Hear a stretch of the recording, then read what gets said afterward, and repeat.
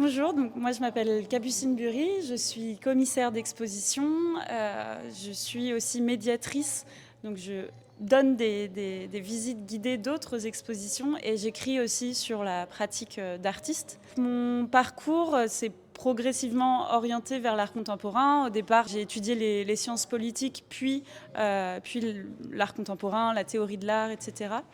Et c'est quelque chose en fait qui me tient véritablement à cœur que de mettre en lien différentes pratiques d'artistes autour de sujets de recherche qui m'intéressent et qui me portent.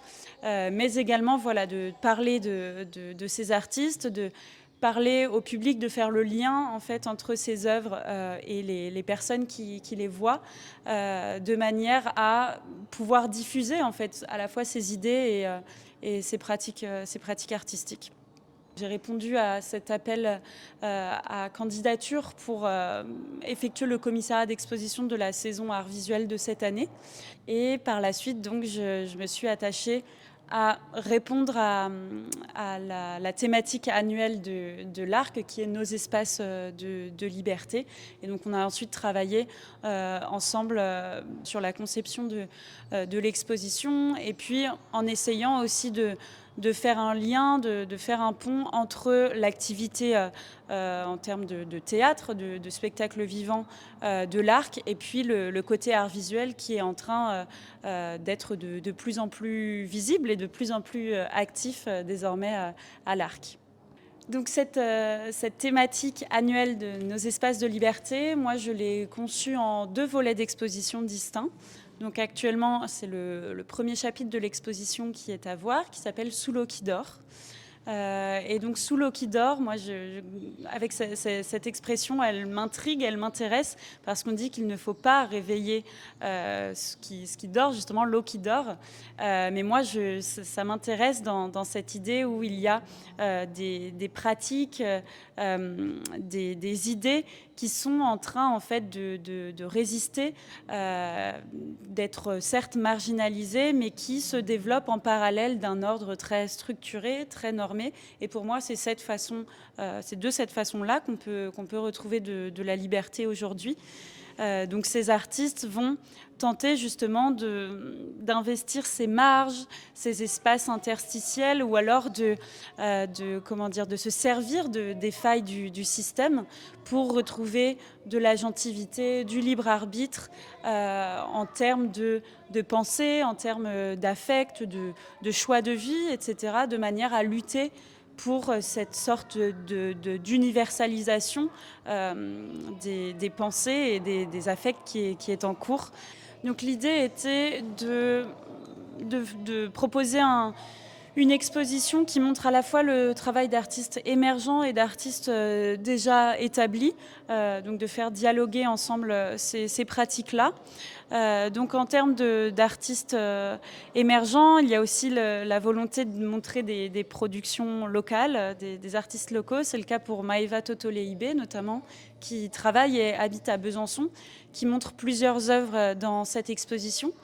Maeva, c'est une artiste qui croit en la force de l'écriture et notamment en la force de la forme du récit, comme justement étant en capacité de proposer d'autres imaginaires, des visions alternatives à des récits universels.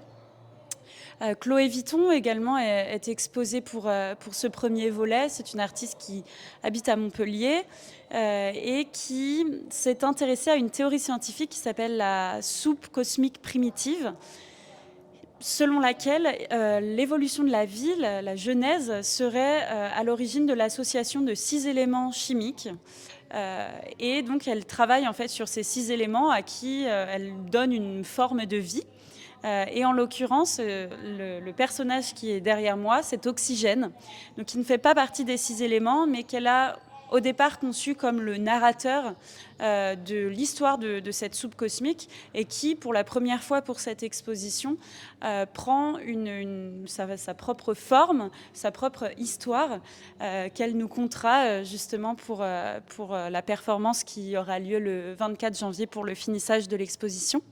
On a aussi des œuvres vidéo donc de deux artistes qui s'appellent Ariane Loz et Liv Schulman, qui traitent toutes les deux d'une manière assez différente, mais toutes les deux d'une manière assez humoristique et cynique, certaines absurdités de notre système contemporain, et notamment de son administration, de sa régulation, et qui se filment dans des situations où elles mettent en lumière de façon très ironique justement ce qui constitue les paradoxes de nos systèmes.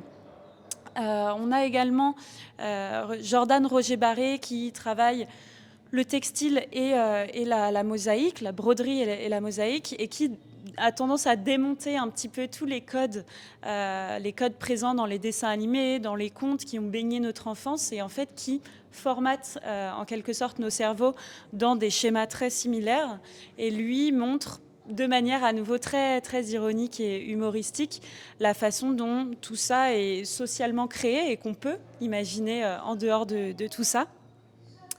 On a une œuvre sonore également de Carla Adra, qu'on peut peut-être entendre juste derrière, qui s'attache à la vie d'une femme qui s'appelait Solange Fernex et qui était une activiste contre le nucléaire, qui a été une femme politique également. Et par rapport à l'histoire de cette femme, Carla Adra a imaginé une œuvre qui s'appelle Gantophonie, et pour laquelle donc on retrouve une sorte de bouquet de gants, de mains levées, qui entonne un chant d'action qu'elle a écrit en résistance donc, et en lutte pour une meilleure relation avec la nature. Et cette chanson est chantée par des enfants. Donc il y a ce contraste aussi entre la voix de l'innocence et de la naïveté qui chante en fait un chant de protestation. Et il y a quelque chose d'assez fort là-dedans. Et puis, on a aussi le travail d'un artiste qui s'appelle Elliot Paquet, qui mêle un travail entre esthétique industrielle et artisanat, et qui réfléchit à la façon dont le geste manuel est encore présent dans la fabrication des objets contemporains, et notamment à la disparition progressive en fait, de ce geste manuel avec la standardisation des pratiques, des manières de construire et de produire. On a également des œuvres qui nous ont été prêtées par le FRAC Franche-Comté, le travail de Marina De Caro, qui est une artiste qui a travaillé beaucoup autour de la performance, du corps, et là en l'occurrence qui nous montre la façon dont le collectif peut avoir une force au-delà de l'individuel, et comment est-ce qu'on peut créer une sorte de nouvelle géométrie à plusieurs. On a aussi un artiste palestinien qui crée des œuvres à partir d'une technique traditionnelle de broderie palestinienne, et qui revendique la lenteur et l'absence de productivité. Et puis on a le travail de Cyprien Gaillard, qui est la photographie qui clôture l'exposition, qui fait partie d'une série dans laquelle il déclenche des extincteurs dans des environnements naturels, et donc où des nuages de fumée apparaissent dans un côté très mystérieux dont on ne connaît pas la source et la provenance. Et sur l'œuvre de l'exposition, on voit donc un paysage de mer d'une sérénité absolue, d'où émerge cependant un nuage de fumée dont on ne connaît absolument pas la provenance. Et pour moi, c'est ce qui se joue dans le titre de l'exposition, dans ce qui se passe sous l'eau qui dort, justement. J'aime à penser qu'en dessous de ce nuage de fumée, il y aurait des actions, des pensées, des réflexions collectives qui seraient en train de s'organiser pour pouvoir éclore au moment venu. Il y a aussi un coin lecture présent dans l'exposition, à l'intérieur duquel vous pouvez pénétrer pour vous asseoir et découvrir les ouvrages que j'ai sélectionnés justement en lien avec cette thématique. L'idée était de proposer à la fois des ouvrages jeunes publics pour initier cette question de comment parler de ça aux plus jeunes, mais également des ouvrages plus pour les adultes, des romans graphiques, des romans tout simples, et plutôt des essais qui nous invite à penser à cette thématique, à cette situation, et qui nous donne aussi des clés de manière différente sur comment retrouver justement ces espaces, ces zones de liberté, et ne pas se contenter de la voie unique et du chemin unique et universel qu'on nous propose. Dans les prochaines étapes, donc le 24 janvier, ce sera le finissage de l'exposition où il y aura 2 artistes, Maëva Totoleibé et Chloé Vuitton, qui performeront. Donc là, c'est le prochain temps fort de cette exposition. Et ensuite, la deuxième exposition, donc, qui s'inscrit dans la même thématique, mais qui la considère sous un autre prisme, on va dire, commencera le 21 février. Et il s'agira cette fois-ci de montrer la façon dont la liberté aujourd'hui en fait est elle-même utilisée parfois comme une sorte d'outil de contrôle aussi et d'asservissement par le pouvoir.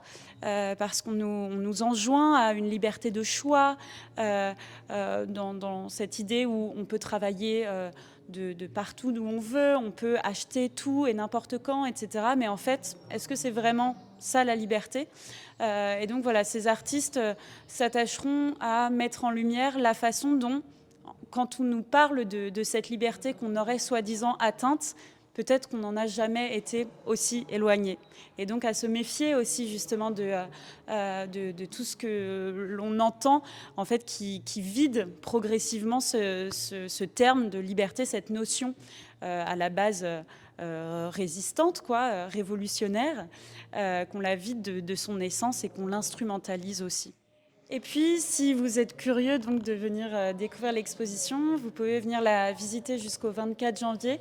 Les horaires d'ouverture sont ceux de l'Arc. Et puis, vous pouvez retrouver de toute façon toutes les informations sur le site de l'Arc. Voilà, venez découvrir ce que ces artistes ont à dire sur cette thématique. Et on se retrouve ensuite pour le prochain chapitre qui commencera le 21 février.